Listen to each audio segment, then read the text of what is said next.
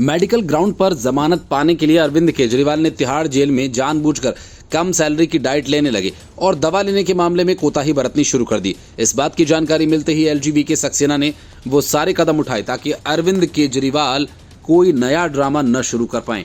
LG के action से आम आदमी पार्टी में खलबली मच गई। उपराज्यपाल वीके सक्सेना ने दिल्ली के मुख्य सचिव नरेश कुमार को चिट्ठी लिखी, जिसमें उन्होंने आरोप लगाया कि केजरीवाल जेल में डाइट का पालन नहीं कर रहे और न ही दवाइयां ले रहे हैं। इस बात से नाराज आम आदमी पार्टी ने कहा कि आखिर एलजी को बीमारी के बारे में मालूम नहीं तो उन्हें ऐसी चिट्ठी नहीं लिखनी चाहिए। विश्वसनीयता के संकट से जूझ रही आतिशी मार्लेना ने केजरीवाल की सेहत को लेकर बीजेपी पर ही निशाना साधा। उन्होंने बड़ा दावा करते हुए कहा कि बीजेपी केजरीवाल को मारने की साजिश रच रही है। दिल्ली की सीएम का शुगर लेवल 8 से ज्यादा बार 50 से नीचे आया है। आतिशी ने डर जताते हुए कहा कि केजरीवाल को कोमा में जाने का खतरा है। ऐसी स्थिति में ब्रेन स्ट्रोक का भी खतरा हो सकता है। मुख्यमंत्री केजरीवाल शराब नीति मामले में दिल्ली की तिहाड़ जेल में बंद हैं। उपराज्यपाल की चिट्ठी को लेकर राज्यसभा सांसद संजय सिंह भी उन पर हमलावर हो गए हैं। उन्होंने कहा कि जब एलजी को केजरीवाल की बीमारी के बारे में मालूम नहीं तो फिर उन्हें ऐसी चिट्ठी नहीं लिखनी चाहिए। संजय सिंह ने एक्स पर लिखा कि ये क्या मजाक कर रहे हैं एलजी साहब, क्या कोई आदमी खुद ही रात में शुगर कम करेगा, जो कि बहुत खतरनाक है। एलजी साहब, बीमारी के बारे में पता नहीं तो आपको ऐसा लेटर नहीं लिखना चाहिए। ईश्वर न करे कि कभी आपके साथ ऐसा समय आए। दिल्ली के मुख्य सचिव को लिखी चिट्ठी में एलजी ने कहा कि सचिवालय को दिल्ली के मुख्यमंत्री की हेल्थ स्टेटस रिपोर्ट मिली है। इसमें बताया गया कि केजरीवाल की तरफ से कई मौकों पर जानबूझकर लो कैलोरी वाला खाना खाया जा रहा है, जबकि उन्हें घर का पका हुआ खाना मिल रहा है। डाइट मॉनिटरिंग चार्ट को देखने से मालूम होता है कि केजरीवाल ने 6 जून से 13 जुलाई के बीच में तीनों टाइम बताई गई डाइट नहीं ली। चिट्ठी में लिखा गया, रिपोर्ट बताती है कि केजरीवाल का वजन घटा है, जो कम कैलोरी लेने की वजह से हुआ मालूम होता है। ऐसा लगता है कि 18 जून को केजरीवाल को इंसुलिन नहीं दिया या फिर जेल अधिकारियों ने उसे रिपोर्ट में दर्ज नहीं किया। ज्यादातर दिनों में ग्लूकोमीटर टेस्ट रीडिंग और CGMS रीडिंग में बीच में अंतर दिखाया गया है। ग्लूकोमीटर टेस्ट रीडिंग और CGMS रीडिंग के बीच अंतर की जांच होनी चाहिए। एलजी ने अपनी चिट्ठी में आगे लिखा कि उपराज्यपाल ने दिल्ली के मुख्यमंत्री अरविंद केजरीवाल के जरिए बताई गई डाइट और दवाइयों को नहीं लेने को लेकर चिंता व्यक्त की और उन्होंने इसकी वजह जानना चाहा, क्योंकि इसके मेडिकल और कानूनी प्रभाव हो सकते हैं। जेल अधिकारी केजरीवाल को डाइट और दवा को सख्ती से लेने की सलाह दे सकते हैं। केजरीवाल का टाइप 3 डायबिटीज मेटिलस का इतिहास भी है।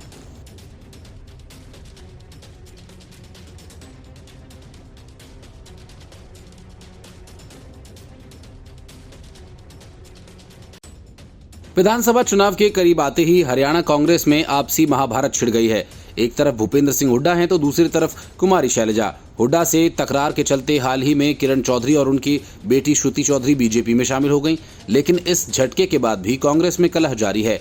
पार्टी महासचिव और हरियाणा की सांसद कुमारी शैलजा ने एक बार फिर भूपेंद्र हुड्डा पर बिना नाम लिए गंभीर आरोप लगाए। शैलजा ने अप्रत्यक्ष रूप से कहा कि पार्टी को हरियाणा में कमजोर किया जा रहा है, जो ये सबको दिखाई दे रहा है। कुमारी शैलजा ने कहा कि हरियाणा में हालात बदले हुए नजर आ रहे हैं।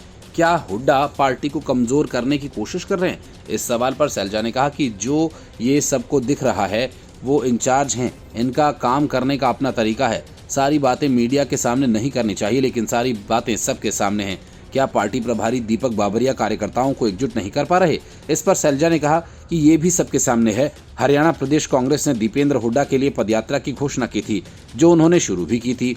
इस पर शैलजा ने कहा कि उन्हें नहीं पता कि कौन क्या कर रहा है और अब उन्होंने खुलकर भूपेंद्र हुड्डा को कार्यशैली को लेकर अपनी बात रखी है और कांग्रेस को क्या कदम उठाने की जरूरत है। इस पर कुमारी शैलजा ने कहा कि हम सब कांग्रेस के लोग हैं, कांग्रेस की प्रतिनिष्ठा है, काम करेंगे, अपील करने का कोई सवाल नहीं, सबको साथ लेकर काम करती हूँ।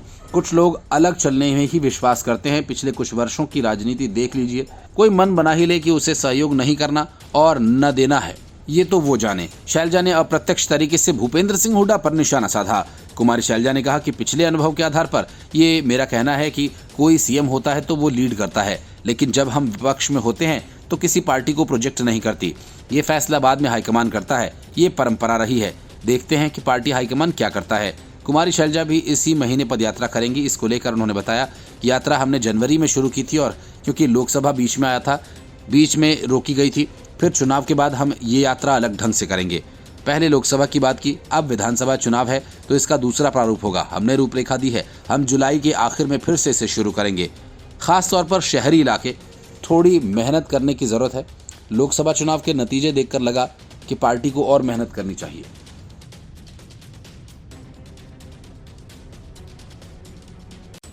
हरियाणा में ईडी का एक्शन जारी है। अब एक और कांग्रेसी विधायक ईडी के निशाने पर है और उन्हें हिरासत में लिया गया। फिलहाल कांग्रेस के विधायक सुरेंद्र पवार को ईडी ने गिरफ्तार कर लिया है और अपने साथ ले गई। हरियाणा में अवैध खनन को लेकर ईडी का एक्शन जारी है। इसके पहले कांग्रेस विधायक राव दान सिंह के 15 ठिकानों पर ईडी ने छापेमारी की थी।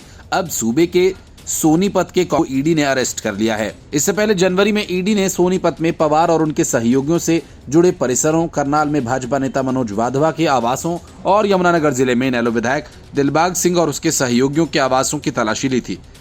इसके बाद दिलबाग सिंह को आगे की पूछताछ के लिए गिरफ्तार कर लिया गया।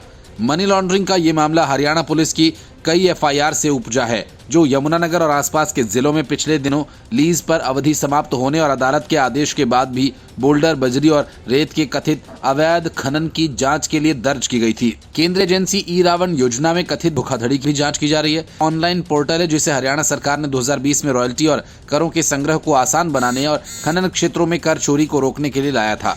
जुलाई 2022 में पवार ने अपने परिवार की सुरक्षा और भलाई के लिए खतरों सहित व्यक्तिगत कारणों का हवाला देते हुए विधानसभा अध्यक्ष ज्ञानचंद गुप्ता को अपना इस्तीफा सौंप दिया था।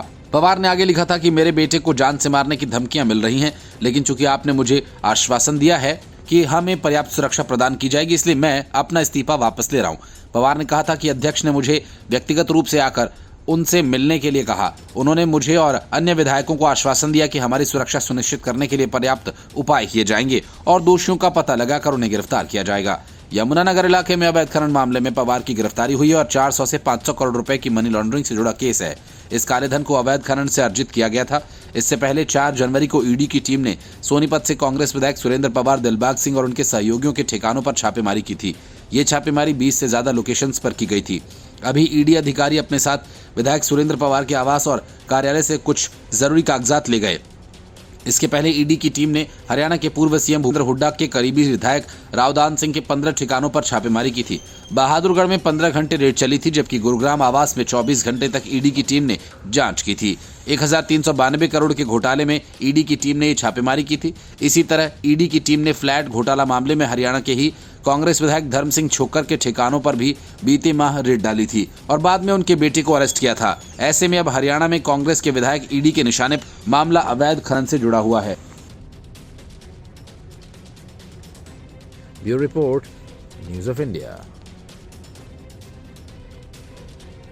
सत्येंद्र जैन जेल के बाथरूम में बार बार फिसल जाते थे, उन्हें चोट लग जाती थी और कोर्ट ने उन्हें मेडिकल ग्राउंड पर अंतरिम जमानत दे दी थी। महीनों तक इलाज कराने के बाद सत्येंद्र जैन फिर से तिहाड़ जेल पहुंच गए। लगता है अरविंद केजरीवाल भी सत्येंद्र जैन की राह पर चलने लगे हैं। इसके लिए केजरीवाल एक तरफ जेल में न तो निर्धारित भोजन कर रहे हैं और न ही वक्त पर दवाइयां ले रहे हैं। केजरीवाल ये सब जानबूझकर कर रहे हैं ताकि उनकी तबीयत बिगड़े और कोर्ट उन्हें इलाज के लिए आजाद कर दे। बाहर आतिशी मरलेना से लेकर आम आदमी पार्टी के नेता घूम घूम कर केजरीवाल की सेहत का रोना रो रहे हैं। असल में इन सब के पीछे कोशिश केजरीवाल को जेल से बाहर निकालने की है। इसके पीछे बड़ी वजह ये कि दिल्ली में कुछ महीनों बाद विधानसभा के चुनाव होने हैं। चुनाव हरियाणा विधानसभा के भी होने हैं, जहां आम आदमी पार्टी सभी सीटों पर चुनाव लड़ना चाहती है। दिल्ली में तो उसका सब कुछ दांव पर है। चुनाव की तैयारियों से लेकर फंड का जुगाड़ तक केजरीवाल को ही करना है। इसके लिए केजरीवाल का जेल से बाहर आना जरूरी है। केजरीवाल की इस चाल को भांपकर उपराज्यपाल वीके सक्सेना ने तिहाड़ जेल में बंद अरविंद केजरीवाल की स्वास्थ्य की स्थिति के बारे में मुख्य सचिव नरेश कुमार को पत्र लिखा। तिहाड़ जेल अधीक्षक की रिपोर्ट का हवाला देते हुए पत्र में लिखा गया, एलजी ने मुख्यमंत्री द्वारा डॉक्टरों की सलाह पर निर्धारित भोजन और दवाइयों का सेवन न करने पर चिंता जाहिर की है। उन्होंने ये भी कहा इसके कारणों का उनसे पता लगाया जाए। जेल अधिकारी मुख्यमंत्री को डाइट विशेषज्ञों द्वारा बताए गए भोजन के अलावा दवा और इंसुलिन की निर्धारित खुराक का सख्ती से पालन करने की सलाह दे सकते हैं। इसलिए ये भी जरूरी है क्योंकि अरविंद केजरीवाल को टाइप 2 डायबिटीज मेलिटस का इतिहास रहा है। इस संबंध में किसी भी अस्पष्टता से बचने के लिए ब्लड शुगर स्तर की निगरानी को सख्त प्रोटोकॉल का पालन करना होता है और इसे लेकर उपराज्यपाल के प्रधान सचिव ने दिल्ली के मुख्य सचिव को चिट्ठी लिखी। चिट्ठी में जिक्र किया गया कि रिपोर्ट में पता चला कि अरविंद केजरीवाल ने 6 जून से 13 जुलाई के बीच जानबूझकर दिन में 3 पहर कम कैलोरी वाली डाइट ली। तिहाड़ जेल के सुपरिटेंडेंट ने दिल्ली सरकार के गृह विभाग को ये स्वास्थ्य संबंधी रिपोर्ट सौंपी थी। इसी रिपोर्ट के आधार पर अब एलजी के प्रधान सचिव ने मुख्य सचिव को लिखा है। आम आदमी पार्टी का आरोप है कि न्यायिक हिरासत में दिल्ली के मुख्यमंत्री अरविंद केजरीवाल के स्वास्थ्य को गंभीर खतरा है। दिल्ली के कैबिनेट मंत्री आतिशी ने संवाददाता सम्मेलन को संबोधित करते हुए कहा कि मधुमेह से पीड़ित केजरीवाल का शुगर लेवल खतरनाक रूप से कम हो गया। आतिशी ने कहा कि भाजपा ने केजरीवाल को फर्जी मामले में जेल में डालने की साजिश रची।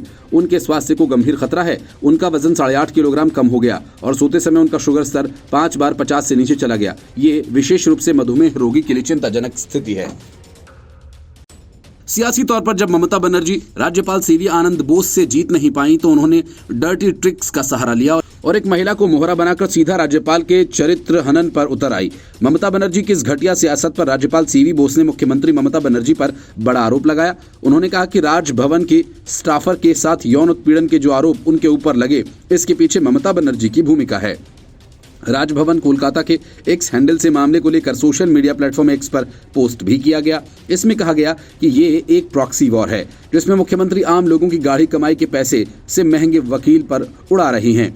उन्होंने आगे लिखा कि सीएम की डर्टी पॉलिटिक्स के आगे गवर्नर झुकेंगे नहीं और हिंसा और भ्रष्टाचार के खिलाफ लड़ाई जारी रहेगी। इस पोस्ट में आगे लिखा गया कि महिला कर्मचारी द्वारा शिकायत मिलते ही जांच बैठा दी गई थी।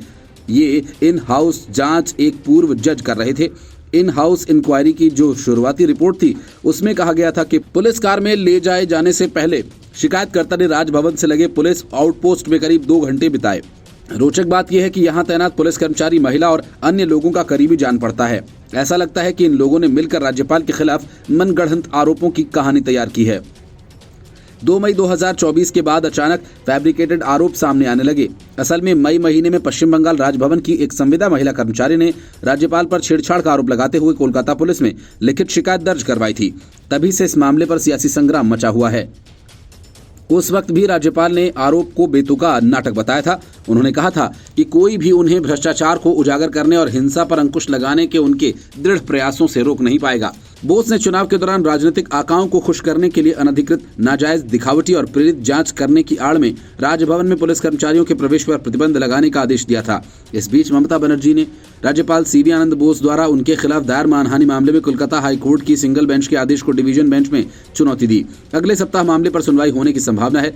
राज्यपाल बोस ने कलकत्ता हाईकोर्ट में मुख्यमंत्री के खिलाफ मानहानि का मुकदमा दायर किया। इस मामले में तृणमूल के 2 विधायकों सयांतिका बनर्जी, रियात हुसैन सरकार और तृणमूल नेता कुणाल घोष को भी शामिल किया गया है। कलकत्ता हाईकोर्ट के जस्टिस कृष्णा राव ने राज्यपाल डॉक्टर सीवी आनंद बोस के खिलाफ आपत्तिजनक टिप्पणी को लेकर ममता बनर्जी सहित अन्य तृणमूल कांग्रेस नेताओं को इस प्रकार की टिप्पणियों से परहेज करने को कहा था।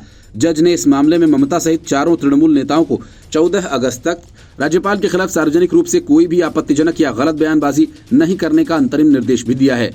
ममता ने राज्यपाल बोस पर लगे यौन शोषण के आरोपों के बाद 27 जून को कहा था कि महिलाएं राजभवन जाने से डरती हैं, इसलिए उन्होंने विधायकों का शपथ ग्रहण विधानसभा में कराने की मांग की, जबकि राज्यपाल राजभवन में शपथ ग्रहण समारोह आयोजित करने के पक्ष में थे। ममता के विवादित बयान के बाद राज्यपाल ने मुख्यमंत्री, तृणमूल नेता कुणाल घोष और 2 विधायकों के खिलाफ मानहानि का मुकदमा दायर किया था। निजी संस्थानों में कन्नड़ कोटा तय करने को लेकर कर्नाटक में जो विवाद शुरू हुआ, उसे लेकर कांग्रेस में सिरफुटौल शुरू हो गई है। कन्नड़ कोटा विवाद का पहला नतीजा ये निकला कि कांग्रेस आगामी विधानसभा चुनाव में आरक्षण के बारे में बात करने से पहले 100 बार सोचेगी, और खासतौर से हरियाणा और महाराष्ट्र में। लेकिन सवाल ये है कि क्या राहुल गांधी इस मामले में चुप्पी साध लेंगे, जो आरक्षण के सवाल पर अब तक फ्रंट फुट पर खेल रहे थे। असल में आरक्षण के विधेयकों का विवरण साझा करने के कुछ घंटों बाद कर्नाटक सरकार ने जिस तरह से यू टर्न लिया, वो काफी मायने रखता है। असल में सिद्धरमैया ने जैसे ही कैबिनेट के फैसले की जानकारी साझा की और 100% आरक्षण देने की बात कही, वैसे ही उद्योग जगत ने तीखी प्रतिक्रिया देना शुरू कर दिया। बात फांसीवादी बिल से शुरू होकर उद्योग जगत के कर्नाटक छोड़कर निकल जाने तक पहुंच गई। इस तीखी प्रतिक्रिया को देखते ही कर्नाटक सरकार के हाथ पांव फूल गए और उसने झट से कोटा मामले को ठंडे बस्ते में डाल दिया। लेकिन बात निकली है तो दूर तलक जाएगी ही। विपक्षी बीजेपी और टीडीपी ने मौके का पूरा फायदा उठाया। चंद्रबाबू नायडू के बेटे और मंत्री नारा लोकेश ने आंध्र प्रदेश में नाराज उद्योगपतियों की बैठक बुला ली। कांग्रेस नेता प्रियंक खड़गे उन्हें चुप कराने के लिए बीच में कूद पड़े, लेकिन इस विवाद ने सिद्धरमैया सरकार के फैसले से खड़गे परिवार की असहजता को भी उजागर कर दिया। हालांकि सबसे बड़ी चुनौती राहुल गांधी को मानना था। ये उपलब्धि केवल मल्लिकार्जुन खड़गे ही हासिल कर सकते थे। कांग्रेस अध्यक्ष ने स्पष्ट किया कि आंध्र प्रदेश में आईटी क्षेत्र में होड़ लगी हुई है। ऐसे में कर्नाटक में मौजूदा परिस्थितियों में आरक्षण का खर्च नहीं उठा सकते।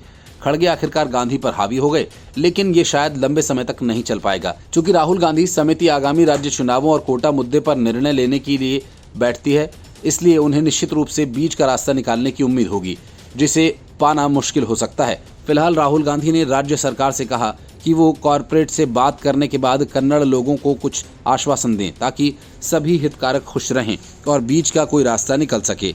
लेकिन जो तीर कमान से निकल चुकी है उसे वापस हासिल कर पाना इतना आसान नहीं होगा, क्योंकि अब कन्नड़ लोग आरक्षण की मांग करेंगे, उद्योग जगत पलायन की, और इतना तो तय हो गया है कि कांग्रेस शासित कर्नाटक में अब IT कंपनीज और दूसरे उद्योगों के लिए आने वाले दिन मुश्किल भरे होंगे। ऐसे में उन्हें किसी सुरक्षित विकल्प को तलाश लेना चाहिए और इसके लिए फिलहाल वे कर्नाटक में अपने विस्तार की योजनाओं को रोक सकते हैं, जिसका सीधा नुकसान कर्नाटक के खजाने को उठाना पड़ेगा।